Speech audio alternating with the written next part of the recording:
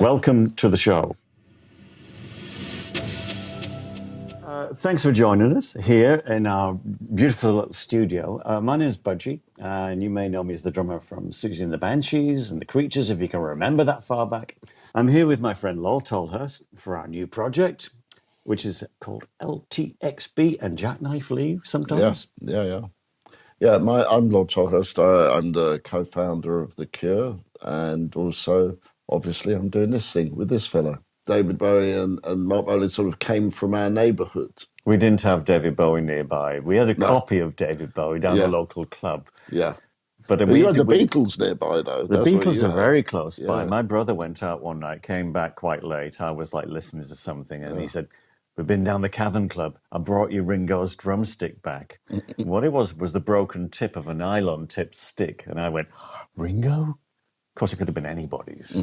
Jackknife Lee, producer, he says, what is the job of the musician, right? And so the job of the musician is discovery. There are people who are very good at playing things that have been around for a very long time and stuff, but I've always been interested personally in pushing the envelope and trying to add things to stuff, even from the early days with the Cure. You know, I had the first synth drums and stuff, and I wanted always to to discover something and not just stick to the same old things. I plugged my Audeze in to the brain of the Roland, and it's just depth of sound, depth and clarity, and I could hear nuances. And then I listened to our album that we'd completed last year. It was out last year. Again, another dimension. Plugging the headphones. I was kind of waiting for the right moment, because sometimes you don't want to listen to something you've just done too much. No, I definitely don't. I could not listen to albums for months afterwards most of the time, and then I can get a different perspective. It's like writing a book. You know, you put it away. You put it away in a drawer. Come back to it a few weeks later, and you're going to take out about 10% of it anyway. But same with records, you know, there's stuff in there that's like superfluous. I found some old records in my garage a few months ago, and I was listening to them, and I was like, wow, everything that The Cure became is on these records.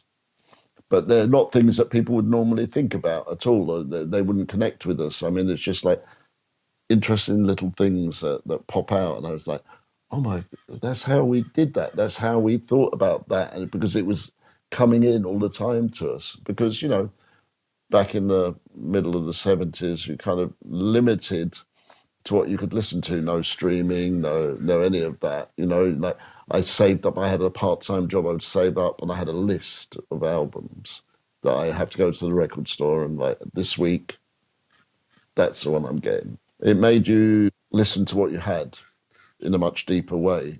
When I got that call from Susan, the Banshees manager, I was into like hotel world and tour bus and all the trappings that go with it. And they still had like a kind of pop following. So there were screaming fans outside. So you came off stage and it was pretty much like head for the stage door, jump in the van, still wet. And I was thinking, I saw a film of the Osmonds doing this. So it wasn't quite the Osmond brothers, but it was like a kind of, whoa, this is different. This is not like Eric's Club Liverpool. When we first decided as The Cure, like we're going to go professional now, right? So we had an advance from the record label, and we was like, okay, we'll pay ourselves some money each week. And those of us who had jobs, because not everybody in the band had a job, say, okay, hand your notice in and we're going to become professional. And I can remember walking down the street in my hometown thinking to myself, probably have 2 or 3 months at this and then I'll just go back to doing whatever I was doing. And that was like 45 years ago, and I've never gone back to anything like that ever. So, I don't think you ever think that it's gonna happen. It just happens, it's just the way the beast is, really. Yeah, this is the real deal right here. And it doesn't last, because when the tour finishes, you kind of cast back into normality.